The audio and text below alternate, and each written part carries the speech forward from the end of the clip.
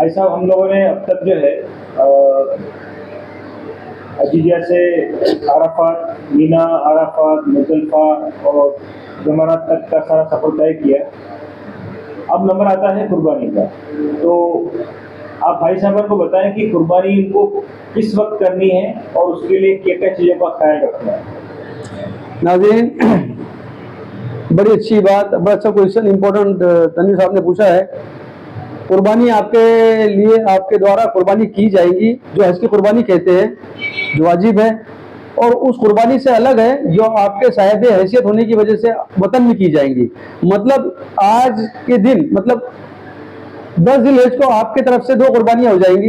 एक हज की कुर्बानी होंगी और एक वतन में साहिब, जो आप हैसियत साहिब निसाब होने की वजह से जो कुर्बानी है, इस तरह आपके द्वारा 2 कुर्बानियां दी जाएंगी। रही बात कुर्बानी के वक्त की या कुर्बानी कैसे होती है, कहाँ कहाँ होती है। देखिए, कुर्बानी तो एक तो ये है, सऊदी गवर्नमेंट करती है, इस्लामिक डेवलपमेंट बैंक के माध्यम से करती है। जो आप जो हाजी साहिबान हज कमेटी ऑफ इंडिया के थ्रू गए, उन्होंने बहुत ज़्यादा ये ऑप्ट भी किया है कि हम सऊदी गवर्नमेंट के थ्रू ही करेंगे। तो आपका पैसा जमा है तो आपकी कुर्बानी आपके सऊदी गवर्नमेंट के द्वारा की जाएंगी। बड़े बड़े स्लॉटर हाउस है वहाँ पर, और आपको अजीजिया के अंदर ही कुर्बानी का कूपन जो देने के लिए आए होंगे हज कमेटी ऑफ इंडिया के कारकुन, उन्होंने आपसे वक्त भी नोट करवा लिया होगा कि कितने बजे करवानी है। एक तरीका तो ये हुआ। दूसरा बात ये है कि आप बजाते खुद भी जानवर खरीद के कुर्बानी कर सकते हैं। मीना के करीब किंग अब्दुल अजीज कुर्बानगाह है, वहां पर आप जाकर जानवर खरीद कर खुद भी कुर्बानी कर सकते हैं। वहां पर 30 हाजियों के ऊपर एक हाजी साहब जाकर कुर्बानी कर सकते हैं। 30 हाजियों पर एक, इसलिए कि ज्यादा रश ना हो। और तीसरा ये है कि वहां पर अपने हरम शरीफ के बाहर भी कुर्बानी काउंटर, अदाई को जिसको काउंटर कहते हैं लिखा हुआ होता है, वो अदाई काउंटर भी लगे हुए हैं हरम शरीफ के बाहर भी। और पहले 2 पोस्ट ऑफिस से इस साल से 3 पोस्ट ऑफिस हो गए हैं। इन पोस्ट ऑफिस के अंदर भी आप कुर्बानी की रकम जमा करा करके रसीद ले सकते हैं और आपको इत्तला दी जाती है। अब इत्तला के ऊपर एतबार करना नहीं करना ये अपने हाजियों पर डिपेंड करता है। उसका एक आसान तरीका बस ये है, चूंकि अपन तरतीब के साथ चलते हैं, रमी जमरात, कुर्बानी और हलक या कसर बोल लीजिए, तो ये अपनी तरतीब बिगड़नी नहीं चाहिए। इसका इसी तरीका यही है कि जब आप रमी से फारिग हो जाएं और जब आपको जो आपने वक्त मुकर्ररा नोट करवा रखा है, समझ लीजिए किसी हाजी साहब ने कहा है कि मेरी 3 बजे कुर्बानी की जाए, तो आप कम से कम 2 घंटे बाद अपना हल्क करवाएं ताकि आपकी तरतीब ना टूटे। आपकी अगर सूचना आ भी जाए तो एहतियातन ये है कि थोड़ा देर से ही हल्क करवाएं ताकि अपने जो तरतीब है, जो अपने हिसाब से जो जरूरी भी है, तो वो तरतीब ना टूटे। ये एक तरीका है। इसके अलावा भी कई एजेंट्स घूमते हैं इंडो पाक के, जो आपको कुर्बानी के लिए आपसे पैसे लेते हैं और आपको गोश्त भी लाकर देते हैं। तो और मैं मानना चाहूँगा साहब कि इसमें ये पता करना बड़ा मुश्किल होता है कि ऑथेंटिक कौन है। जी, ऐसा आप देखिए, इसमें तो ये होता है कि चूंकि हम हज कमेटी से मुंसलिक हैं, तो हम तो यही कहेंगे कि हाजी साहिबान को तकलीफ ना हो। तो इसको देखते हुए अगर हज कमेटी ऑफ इंडिया के थ्रू अगर कुर्बानी की जाए तो बढ़िया रहेगा। एतबार करना होगा, एहतियात रखनी होगी। जैसे मैंने बताया कि अगर आपने कहा है कि मेरी कुर्बानी 2 बजे की जाए, आपने वहां पर लिखवाया है, तो आप 2 की जगह 5 बजे अपने हलक या कसर करें ताकि आपको खुद भी आप भी मुतमईन रहे कि मेरा सही वक्त पे मैंने अपने हल्क कसर करवाया हूँ। दूसरे ये कि ये इंडो पाक के जो एजेंट होते हैं, ये आपसे पैसे ले जाते हैं और गोश्त आपको बाकायदा सूचना भी देते हैं कि हाजी साहब आपके नाम की जानवर की जो है कुर्बानी की जा रही है, और गोश्त भी लाकर देते हैं। अब इन पर एतबार करना नहीं करना ये आप लोगों पर डिपेंड करता है।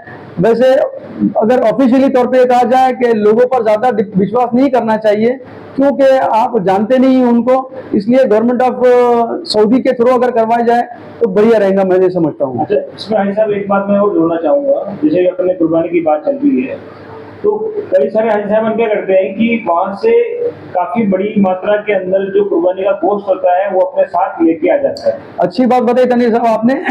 कई हाजी साहिबान का बड़ा ये रहता है कि मैं जाकर खुद कुर्बानी करूं। देखिए, प्रैक्टिकल बात बताता हूँ, 7 से 8 किलोमीटर का सफर है कुर्बान का अगर आप जाएंगे तो।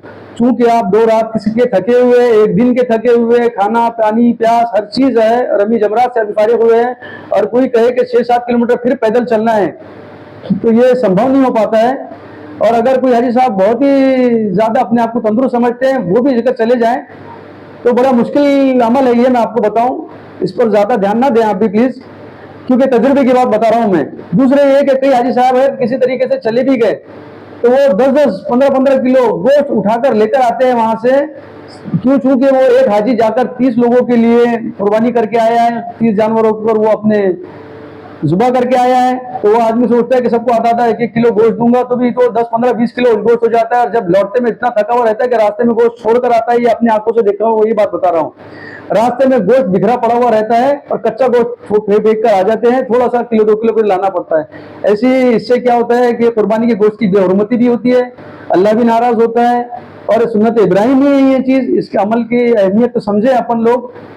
और कहने का मतलब ये हुआ कि जो लोग कुर्बानी का गोश्त वहां से लेके आते हैं, आपसे गुजारिश है कि आप उतना ही गोश्त लाएं जितना कि आप उसको पका सकें Yes. या अपने आसपास के लोगों को तकसीम कर सकें, ताकि वो तबर्रुक के तौर पर दूसरे लोगों के भी काम आ जाए। Yes. अब भाई साहब ने बताया कि जैसे अपन अभी बात की थी अपने कसर या हल की थी, तो इसमें थोड़ा सा आप जो बताएं कि क्योंकि जहाँ तक मैं समझता हूँ कि कसर से अच्छा तो हल्क लोगों को वहां पर करवाना चाहिए। सही कहा ताई साहब आपने।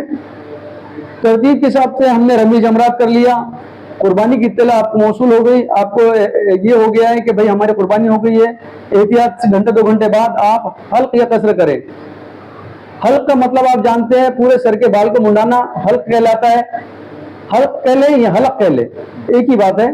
और कसर मतलब आपके सर के 1/4 बालों को कटवाना या तरशवाना, उसको कसर कहते हैं। अल्लाह के रसूल ने हल करवाने के लिए 3 बार दुआएं की है और कसर करने वालों के लिए 1 बार दुआ की है। तो चूंकि अल्लाह के रसूल ने जिस चीज को पसंद किया है और हम उन्हीं को राजी करने के लिए, उन्हीं सुन्नतों को अदा करने के लिए रसूलों की, पैगंबरों की एक वहां गए हैं, तो अल्लाह के रसूल की जो पसंद है उसी को पसंद रखते हुए हम भी हल करवाएं, ये मेरी आप लोगों से इल्तिजा है। बिल्कुल, बहुत बहुत शुक्रिया साहब, बहुत बहुत शुक्रिया।